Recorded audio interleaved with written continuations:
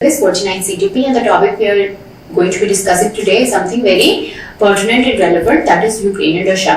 और क्योंकि ये एक बहुत something that is happening currently और in a while इस लेवल की स्केल की वॉर नहीं देखी गई और in a while it has been seen कि countries एक दूसरे पर अब वो जो एक full scale attack unprovoked attack नहीं करते, तो इसलिए this has been gaining momentum. तो इसको हम डिस्कस करेंगे, बट इसको हम दो पर्सपेक्टिव से डिस्कस करेंगे, करंट अफेयर्स के पर्सपेक्टिव से भी और इंटरनेशनल रिलेशंस के पर्सपेक्टिव से भी. और इन अनदर लेक्चर मैंने वो एक्सप्लेन कर दिया है कि how it differs current affairs के पर्सपेक्टिव में. करंट अफेयर्स के पर्सपेक्टिव में एक टॉपिक को फैक्ट्स, फिगर्स और उसकी एनालिसिस की बुनियाद पे देखा जाता है, जबकि इंटरनेशनल रिलेशंस में एक टॉपिक को इंटरनेशनल रिलेशंस की थ्योरी को बेस बनाकर देखा जाता है. तो जब हम यूक्रेन और रशिया की बात करते हैं तो यूक्रेन और रशिया का क्राइसिस हम पहले थोड़ा सा हिस्टोरिकल पर्सपेक्टिव स्टडी करेंगे कि क्या हुआ इन द लास्ट 3-4-5 decades जिसकी वजह से ये चीज़ एस्केलेट करी है. नंबर 1. नंबर 2, मैं हमेशा आपको बताती हूँ कि अगर आपको ये लेसन समझना है तो एक आपको एक थोड़ी सी नॉलेज एक प्रीसीडिंग ईयर्स की भी होनी चाहिए. तो अगर आप यूक्रेन रशिया पढ़ रहे हैं तो इट वुड बी बेस्ट अगर आप कोल्ड वॉर पढ़ कर आए. सो कोल्ड वॉर का जो लेक्चर है वो आप पढ़ लेंगे तो आपको यूएसएसआर और यूएसएसआर की डिसइंटीग्रेशन के बारे में थोड़ी सी समझ आ जाएगी. और जब आपको यूएसएसआर की डिसइंटीग्रेशन की समझ आ जाएगी तो आपको इस लेक्चर पे बिल्ड करना आसान होगा. तो अगर आपने अभी तक कोल्ड वॉर नहीं पढ़ी तो प्लीज इसको पॉज कीजिए, पहले कोल्ड वॉर पढ़िए and then you will be better able to understand कि यहाँ पर क्या हो रहा है, एटलीस्ट उसका हिस्टोरिकल पर्सपेक्टिव. तो जब हम बात करते हैं यूक्रेन और रशिया की तो मैं आपको एक बेसिक सा आइडिया जरूर दे देती हूँ, पर जब आप कोल्ड वॉर पढ़ेंगे उसमें आपको ज्यादा बेहतर अंदाजा होगा. यूक्रेन और Russia prior to cold war के ईयर्स क्या थे? 1945 to 1991. So prior to 1991 Ukraine और रशिया एक ही थे. It was a part of USSR और यूनाइटेड सोवियत सोशलिस्ट रिपब्लिक. तो ये एक पूरा जो बहुत बड़ा था यूएसएसआर, जिसके अंदर आपके कार्स भी आती थी, सेंट्रल एशियन रिपब्लिक्स भी आती थी, Tajikistan, Uzbekistan, Kazakhstan, Turkmenistan. So it was a part of USSR का ही पार्ट थे रशिया और यूक्रेन भी. फिर 1991 के अंदर जब यूएसएसआर डिसइंटीग्रेट हुआ because of socio economic reasons, तो यूक्रेन और रशिया अलहदा हो गया. सिर्फ यूक्रेन और रशिया अलहदा नहीं हुआ, पर यूएसएसआर जब डिवाइड हुआ था तो उससे 15 रिपब्लिक्स निकली थी. 15 republics came out of USSR in 1991. 7 out of those 15 वर मुस्लिम, तो प्रिडोमिनेटली मुस्लिम. तो ये क्वेश्चंस कुछ ऐसे हैं जो इंटरव्यू में किए जाते हैं, वो मैं वैसे आपको बता रही हूँ. तो रशिया यूएसएसआर जब डिसइंटीग्रेट हुआ तो उससे 15 रिपब्लिक्स निकली और उन दो उसमें से रशिया और यूक्रेन थी.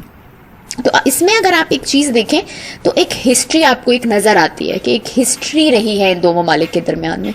तो मैं सेम नहीं कहूंगी पर सिमिलर जरूर कहूंगी. 1947 के अंदर जब ब्रिटिश राज खत्म हुआ और वो भी डिवाइड करके गए, तो इसी तरह India Pakistan, but India Pakistan का और भी बहुत ज्यादा पॉइंट्स ऑफ कॉन्फ्लिक्ट थे, बहुत सारे एरियाज भी पॉइंट ऑफ कॉन्फ्लिक्ट थे, थोड़ा डिफरेंट है. बट नॉन द लेस एक आप जो हिस्टोरिकल आप देखते हैं कि एक इश्यू के डिवाइड हो जाना एक ही एरिया को, वो यहाँ पर भी पाया जाता है.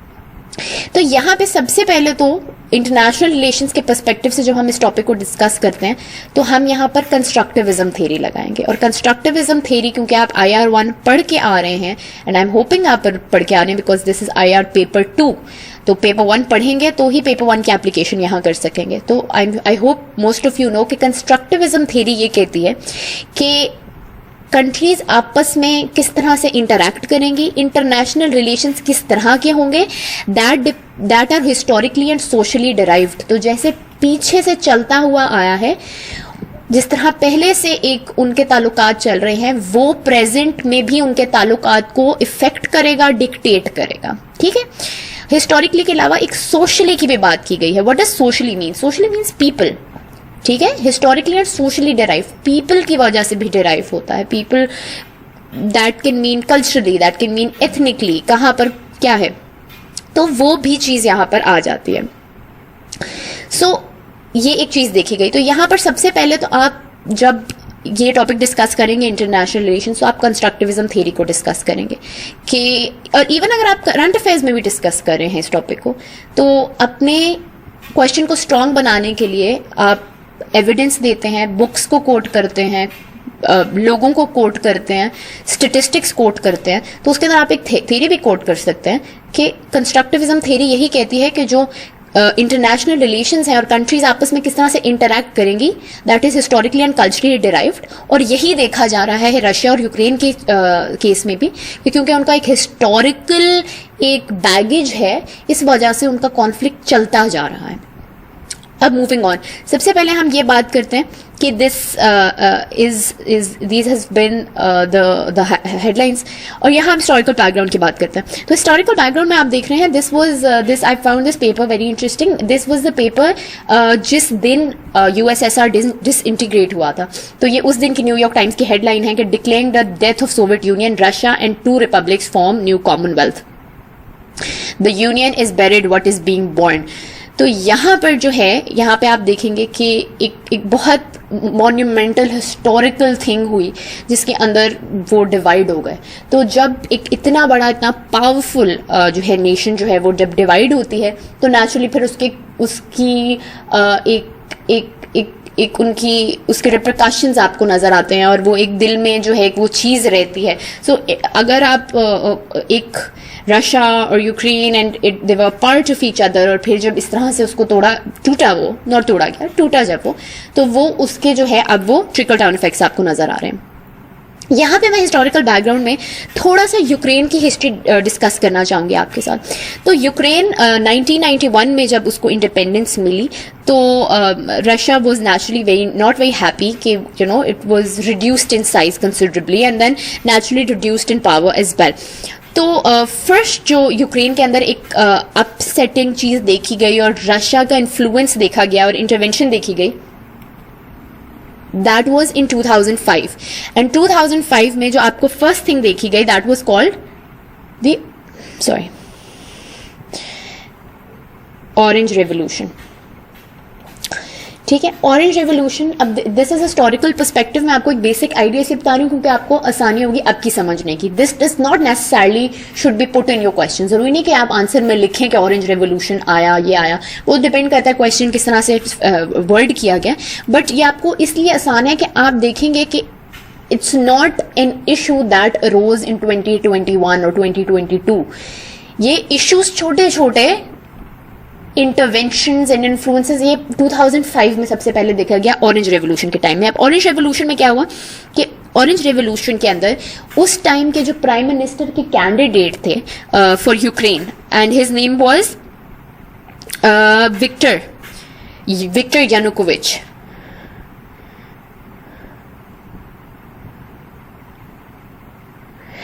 ठीक है, he was the prime minister candidate for Ukraine. तो when he won the elections, तो वहां पर एक यूक्रेन के अंदर वाइड स्प्रेड प्रोटेस्ट देखी गई क्योंकि विक्टर यानुकोविच जो थे, he was being supported by Russia. He was heavily supported by Russia and Russia wanted him to be the prime minister. So when he did become the prime minister, तो वहां पर बहुत widespread protest शुरू हो गए, not only from the opposition side but also from the general public। और ये कहा गया कि these elections were not conducted in the right manner, और यहाँ पर बहुत ज्यादा fraud हुआ है, election fraud हुआ है, और जिसकी वजह से जो है सुप्रीम कोर्ट में केस गया and the elections were asked to be conducted again. तो ये जो इलेक्शन का रिजल्ट आया बट वो माना नहीं गया, दोबारा से इलेक्शंस हुए, ये सारा कुछ जो था थ्रू प्रोटेस्ट, इसको ऑरेंज रेवोल्यूशन कहा जाता है, and this happened in 2005।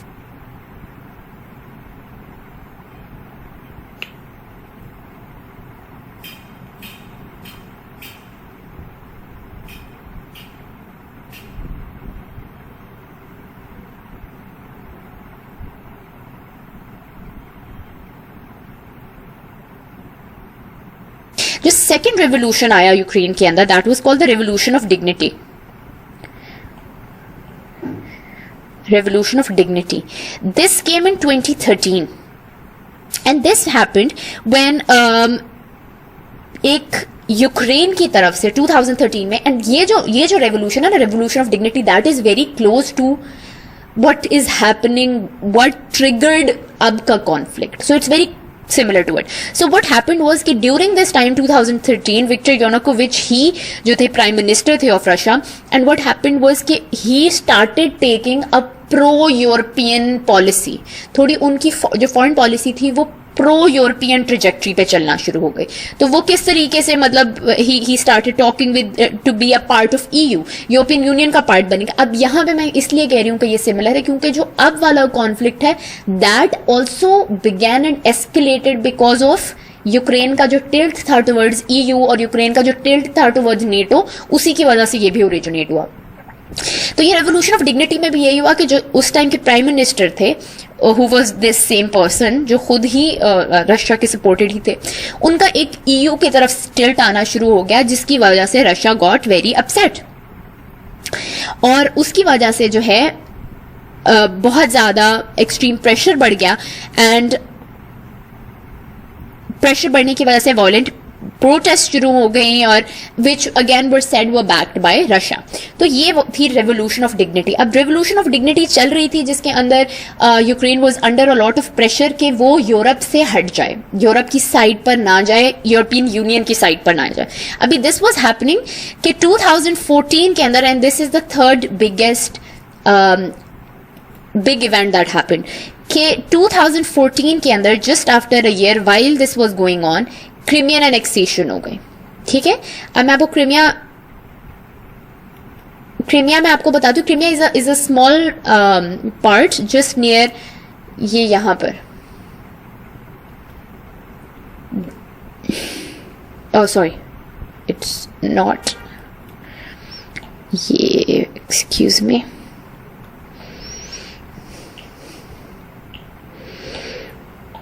Just about here. This is Crimea. ठीक है, this. So this was Crimea. तो क्रीमियन एनेक्सेशन हो गई, रशिया ने आके क्रीमिया को इन्वेड कर लिया फुली. और किस प्रीटेक्स्ट पे इन्वेड किया कि Vladimir Putin said that he wants to protect the Russian citizens and military assets in Crimea, and he also said कि यहाँ पर एक रेफरेंडम होगा जहां लोगों को हक होना चाहिए to decide whether they want to join Russia और whether they want to join Ukraine. अब क्रीमिया के अंदर एक साइजेबल पॉपुलेशन एथनिक रशियंस की थी, और बिकॉज ऑलरेडी यूक्रेन जो है वो एक पॉलिटिकल टर्मोइल से गुजर रहा था, ये जो 2013 का रेवोल्यूशन ऑफ डिग्निटी था, तो उन्होंने उसका फायदा उठाते हुए Crimea, which is not just a good place but it is also strategically very important, तो एक बहुत ही स्ट्रेटेजिकली इंपॉर्टेंट प्लेस जो है वो इन्होंने ले ली. इन्होंने उस पर कर लिया. फिर एक होक्स सा रेफरेंडम कराया गया, रेफरेंडम के अंदर जो है वो मिल गया उनको वो जो एक दिखाने के लिए उनको चाहिए थी कि हाँ people want to come with Russia, वो भी उनको वोटिंग के अंदर वो जीत गए. और ये एक बहुत इंपॉर्टेंट पीस ऑफ लैंड जो था विच वॉज क्रीमिया, ये जो है एनेक्स कर लिया गया बाय रशिया. और इसकी इंपॉर्टेंस दो है. सबसे पहले तो रशिया को वार्म वाटर का एक्सेस मिल गया. वार्म वाटर कहते हैं वो पानी जो all through out the year जहां पर शिप्स चलती रहें, जो कि रशिया के पास बहुत ज्यादा नहीं है, because Russia as you know बहुत ही ऐसे इलाके में है जहां ठंड बहुत ज्यादा रहती है, बर्फ बहुत पड़ती है, तो उसकी वजह से उनके सारे ports all through out the year नहीं चलते. कुछ मोस्ट पोर्ट्स ऐसे हैं जहां इतनी ठंड बर्फ पड़ती है कि वो पानी जो है वो फ्रीज हो जाता है, जिसकी वजह से शिप्स वहां नहीं चल पाती. सो ये जो था, जो आपको क्रीमिया का पोर्ट था, that was a warm water port, which means कि सर्दियों में भी वहां शिप्स चल सकती हैं और गर्मियों में भी. तो एक तो इसकी ये बहुत बड़ी इंपॉर्टेंस थी. दूसरी एक बड़ी इंपॉर्टेंस ये थी कि यहाँ पे रशिया की जो ब्लैक सी फ्लीट थी वो बहुत ज्यादा यहाँ पर पाई जाती थी, तो उनको एक स्ट्रेटेजिक डिफेंस कैपेबिलिटी मिल रही थी इस जगह को करने के.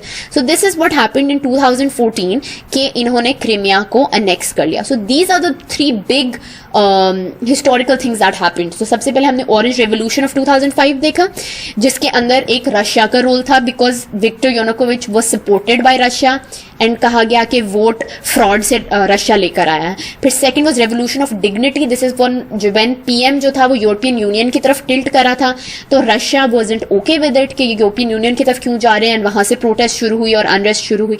And last was the 2014 Crimean annexation, जब ये पूरा एक बहुत ही इंपॉर्टेंट हिस्सा जो है ये रशिया ने यूक्रेन से ले लिया। तो ये टेंशंस, ये इन्फ्लुएंस, ये 2021 में एकदम से नहीं हुआ।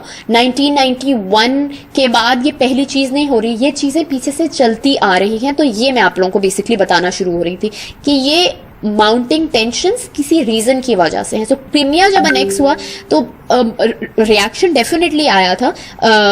I don't know if you guys will remember, आप लोग probably you would be in your FA/FSC, तो उस टाइम इतना ज्यादा इंटरेस्ट भी नहीं होता इंटरनेशनल पॉलिटिक्स को फॉलो करने का, बट उस टाइम पे रिएक्शन जरूर आया था, पर इस तरह से क्योंकि मिलिट्री इन्वेजन नहीं हुई थी। क्रीमिया को इन्वेड करने के लिए इस तरह से मिलिट्री टैंक्स एंड वो नहीं हुआ था, तो इस तरह से आपने नहीं देखा होगा जितना अब ऑफ कोर्स अप्रोर हो रहा है, because people are dying, civilians are dying, तो वो नेचुरली उसका जो रिएक्शन है वो बहुत डिफरेंट होता है। तो ये मैंने आपको एक हिस्टोरिकल पर्सपेक्टिव दे दिया 1991 से 2014 तक क्या हुआ, किस तरह से रशिया और यूक्रेन के अंदर टेंशन्स रही और क्या क्या उसके अंदर मेन चीजें हुई।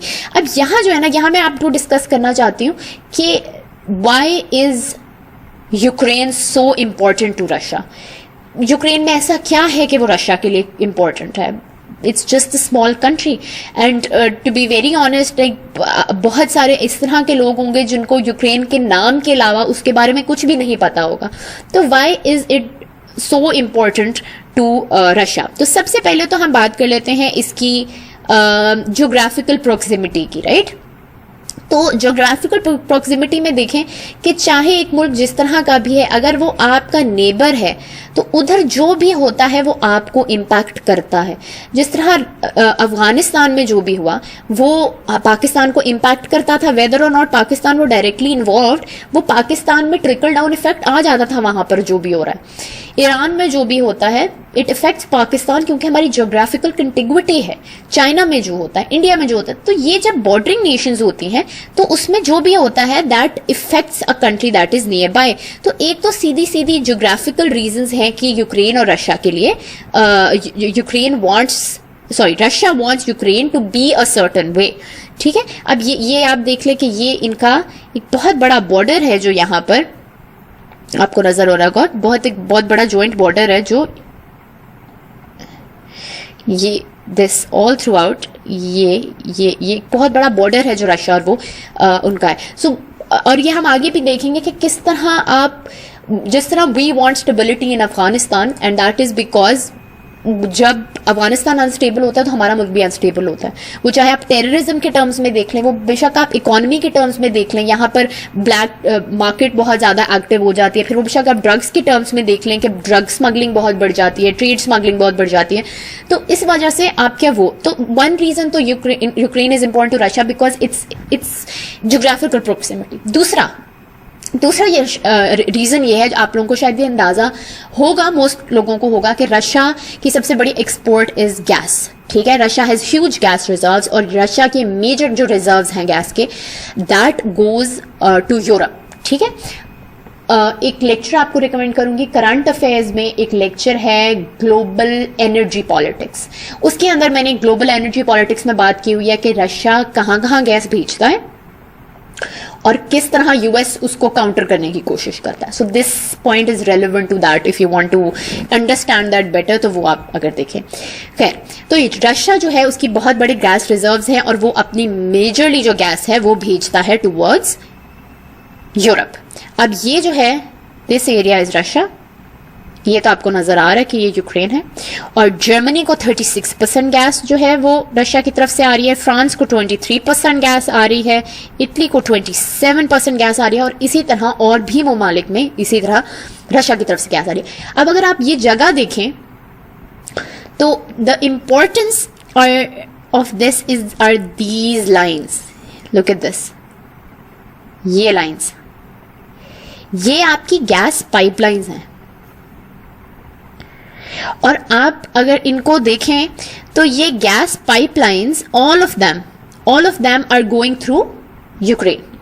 तो रशिया जितना भी नहीं, but majority of the oil that Russia is exporting that is being, उसकी पाइपलाइन जो है वो यूक्रेन से गुजर रही हैं। ये जो है ये तो आपका है बेलारूस,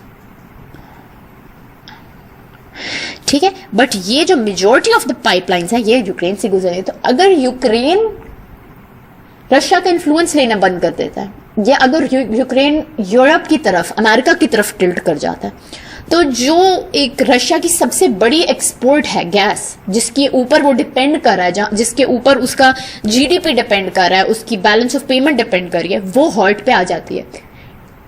और हॉल्ट पे नहीं भी आती तो डिपेंडेंट हो जाती है।